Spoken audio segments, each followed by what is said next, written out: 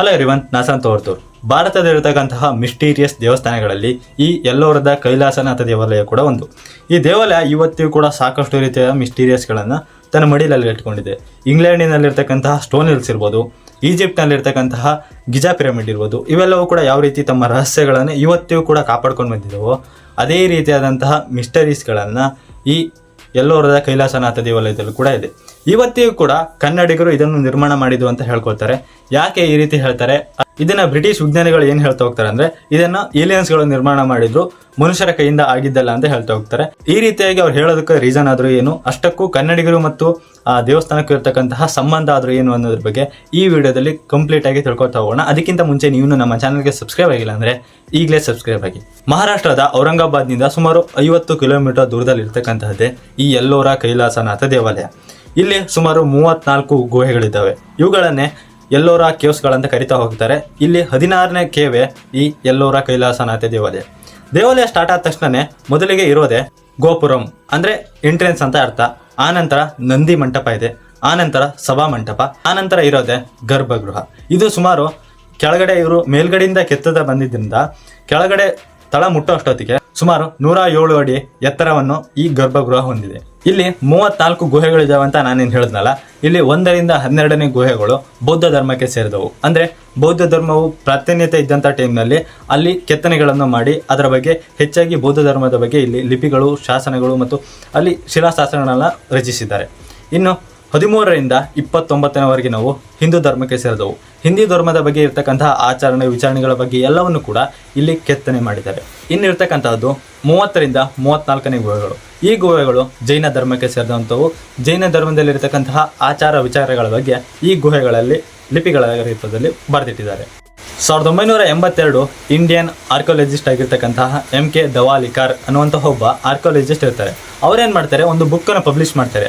ಆ ಬುಕ್ನ ಹೆಸರೇ Kailasa the ಸ್ಟೈಲಿಸ್ಟಿಕ್ development and chronology ಅಂತ. ಈ ಬುಕ್ಕಲ್ಲಿ ಏನು ಪಬ್ಲಿಷ್ ಮಾಡ್ತಾರೆ ಅಂದರೆ, ಇಲ್ಲಿ ಈ ಶಿಲಾಶಾಸನಗಳು ಕೆಲವೊಂದು ವಿಭಿನ್ನ ಕಲಾಕೃತಿಗಳನ್ನು ನೋಡಿದ ತಕ್ಷಣ ಈ ಇಂಗ್ಲೆಂಡ್ನಲ್ಲಿಂದ ಬಂದಂತಹ ಈ ವಿಜ್ಞಾನಿಗಳು ಇರ್ತಾರಲ್ಲ, ಅವರೆಲ್ಲ ಏನು ಅನ್ಕೊಳ್ತಾರೆ, ಇದನ್ನು ಏಲಿಯನ್ಸ್ಗಳು ಮಾಡಿದ್ದು ಅಂತ ಹೇಳ್ಕೊಂಡು ಒಂದು ರಿಪೋರ್ಟನ್ನು ಮಾಡಿ ಫೈಲ್ ಮಾಡಿ ಬಿಟ್ಬಿಡ್ತಾರೆ. ಇದನ್ನು ನೋಡಿದ ತಕ್ಷಣ ಇವರು ಇಂಡಿಯನ್ಸ್ ಆಗಿದ್ದರಿಂದ ಇದ್ರ ಬಗ್ಗೆ ಫುಲ್ಲು ತಿಳ್ಕೊಂಡು ಯಾವ ರೀತಿ ಯಾವಾಗ ಆಯಿತು ಅನ್ನೋದನ್ನು ಪೂರ್ತಿಯಾಗಿ ತಿಳ್ಕೊಂಡು ಈ ಬುಕ್ಕನ್ನು ಪಬ್ಲಿಷ್ ಮಾಡ್ತಾರೆ.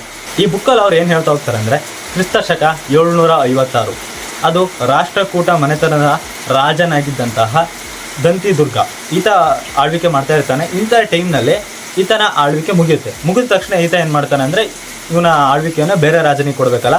ಅದೇ ಕಾರಣಕ್ಕೆ ಆನಂತರ ಬಂದಂಥವನ್ನೇ ಕೃಷ್ಣರಾಜ ಕ್ರಿಸ್ತಶಕ 756ರಿಂದ 757 ಇಲ್ಲಿವರೆಗೂ ಕೂಡ 1 ವರ್ಷ ಆಡಳಿತ ಮಾಡ್ತಾನೆ. 1 ವರ್ಷ ಮಾಡಿದ ತಕ್ಷಣ ಆತನಿಗೆ ಯುದ್ಧ ಮಾಡಬೇಕಾಗಿರುತ್ತೆ. ರಾಜ ಅಂದಮೇಲೆ ಯುದ್ಧ ಮಾಡಲೇಬೇಕಲ್ವಾ, ಅದೇ ಕಾರಣಕ್ಕೆ ಯುದ್ಧ ಮಾಡೋದಕ್ಕೆ ಅಂತ ಸ್ಟಾರ್ಟ್ ಮಾಡ್ತಾನೆ. ಮೊದಲಿಗೆ ಆತ ಯುದ್ಧ ಮಾಡೋದೆ ಬಾದಾಮಿ ಚಾಲುಕ್ಯರ ಜೊತೆಗೆ ಯುದ್ಧ ಮಾಡಿದಂಥ ಟೈಮ್ನಲ್ಲಿ ಬಾದಾಮಿ ಚಾಲುಕ್ಯರನ್ನು ಸೋಲಿಸ್ತಾನೆ. ಸೋಲಿಸಿದ ತಕ್ಷಣ ಆತ ಈ ಬಾದಾಮಿ ಭಾಗದಲ್ಲಿರ್ತಕ್ಕಂತಹ ಎಲ್ಲ ಕಡೆ ಕೂಡ ಓಡಾಡೋದಕ್ಕೆ ಸ್ಟಾರ್ಟ್ ಮಾಡ್ತಾನೆ. ಆಗ ಆತನಿಗೆ ಒಂದು ದೇವಸ್ಥಾನ ಕಾಣಿಸುತ್ತೆ. ಆ ದೇವಸ್ಥಾನನೇ ಆಗ ಆತನ ಕಣ್ಣಿಗೆ ಬಿದ್ದದ್ದೇ ಪಟ್ಟದ ಕಲ್ಲಿನಲ್ಲಿರ್ತಕ್ಕಂತಹ ವಿರೂಪಾಕ್ಷ ದೇವಾಲಯ. ಈ ದೇವಾಲಯವನ್ನು 2ನೇ ಕೀರ್ತಿವರ್ಮನು ನಿರ್ಮಾಣ ಮಾಡಿರ್ತಾನೆ. ಇದನ್ನು ನೋಡಿದ ತಕ್ಷಣ ಈತ ಹೇಗಿದ್ರು ಯುದ್ಧದಲ್ಲಿ ಗೆದ್ದಿರ್ತಾನಲ್ಲ, ಅದೇ ಕಾರಣಕ್ಕೆ ಈತ ಹೇಗಿದ್ರು ಇವನಿಗೆ ಬಹುಮಾನವಾಗಿ ಏನಾದರೂ ನೀಡಲೇಬೇಕಂತ ಹೇಳ್ಕೊಂಡು ಈ ದೇವಸ್ಥಾನವನ್ನು ಯಾರೆಲ್ಲ ನಿರ್ಮಾಣ ಮಾಡಕ್ಕೆ ಬಂದಿದ್ರು ಅವರೆಲ್ಲರೂ ಕೂಡ ನನ್ನ ಹತ್ರ ಕೂಡ ಕಳಿಸ್ಕೊಡು, ನಾನು ಕೂಡ ಈ ರೀತಿಯಾದಂತಹ ಒಂದು ದೇವಸ್ಥಾನ ನಿರ್ಮಾಣ ಮಾಡಬೇಕು, ನೀನು ಅದಕ್ಕೆ ಇವ್ರನ್ನೆಲ್ಲರೂ ಕೂಡ ಕಳಿಸ್ಕೊಡು ಅಂತ ಹೇಳ್ಕೊಂಡು 2ನೇ ಕೀರ್ತಿವರ್ಮನ ಬಳಿ ಕೇಳ್ಕೊಳ್ತಾನೆ. ಆ ರೀತಿ ಕೇಳಿದಾಗಲೇ ಕನ್ನಡಿಗರು ಇಲ್ಲಿಂದ ಮಹಾರಾಷ್ಟ್ರದಲ್ಲಿರ್ತಕ್ಕಂತಹ ಎಲ್ಲೋರಕ್ಕೆ ಕೆಲಸ ಮಾಡೋದಕ್ಕಂತ ಹೋಗ್ತಾರೆ.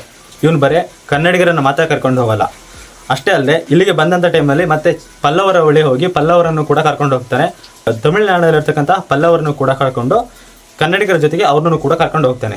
ಈಗ ಅವನ ಜೊತೆಗೆ ಯಾರ್ಯಾರು ಇರ್ತಾರೆ ಅಂದರೆ, ಕನ್ನಡಿಗರಾದಂಥ ಚಾಲುಕ್ಯರು, ಅಷ್ಟೇ ಅಲ್ಲದೆ ಪಲ್ಲವರು, ಅಷ್ಟೇ ಅಲ್ಲದೆ ರಾಷ್ಟ್ರಕೂಟರು, ಇವರು 3 ಕಡೆಯವರು ಸೇರಿ ಒಂದು ದೇವಸ್ಥಾನವನ್ನು ನಿರ್ಮಾಣ ಮಾಡಿದ್ರಿಂದನೇ ಅಲ್ಲಿ ಒಂದೊಂದು ಕಡೆ ಒಂದೊಂದು ಶೈಲಿಯಾದಂತಹ ಒಂದು ವಿಭಿನ್ನವಾದಂತಹ ಶೈಲಿಗಳಲ್ಲಿರ್ತಕ್ಕಂತಹ ಕಲಾಕೃತಿಗಳನ್ನು ನೋಡ್ತಾ ಹೋಗ್ಬೋದು. ಇಲ್ಲಿ ರಾಮಾಯಣ, ಮಹಾಭಾರತ ಇವೆಲ್ಲದರ ಬಗ್ಗೆ ಕೂಡ ಕ್ಲೀನಾಗಿ ಒಂದೊಂದು ಕಡೆ ಎಕ್ಸ್ಪ್ಲೈನ್ ಮಾಡ್ತಾ ಹೋಗಿದ್ದಾರೆ, ಚಿತ್ರಗಳಲ್ಲಿ ಎಕ್ಸ್ಪ್ಲೈನ್ ಮಾಡ್ತಾ ಹೋಗಿದ್ದಾರೆ. ಇದನ್ನು ನೋಡಿದಾಗ ನಮ್ಗೆ ಏನು ಅನ್ಸುತ್ತೆ ಅಂದರೆ, ಆಗಿನ ಕಾಲದಲ್ಲೇ ರಾಮಾಯಣ ಮತ್ತು ಮಹಾಭಾರತದ ಬಗ್ಗೆ ಕೆತ್ತನೆ ಮಾಡ್ತಾ ಇದ್ರಂದ್ರೆ ಜನರಿಗೆ ರಾಮಾಯಣ ಮತ್ತು ಮಹಾಭಾರತದ ಬಗ್ಗೆ ಎಷ್ಟು ತಿಳುವಳಿಕೆ ಇತ್ತು ಅನ್ನೋದು ನಮಗೆ ಗೊತ್ತಾಗ್ತಾ ಹೋಗುತ್ತೆ. ಇದಾಗಿತ್ತು ಸ್ನೇಹಿತರೆ ನನ್ನ ವಿಡಿಯೋ. ಇದೇ ರೀತಿಯ ಮತ್ತೊಂದು ವಿಡಿಯೋ ಸಿಗ್ತೀನಿ. ಅಲ್ಲಿವರೆಗೂ ಸಬ್ಸ್ಕ್ರೈಬ್ ಮಾಡ್ಕೊಳ್ಳಿ.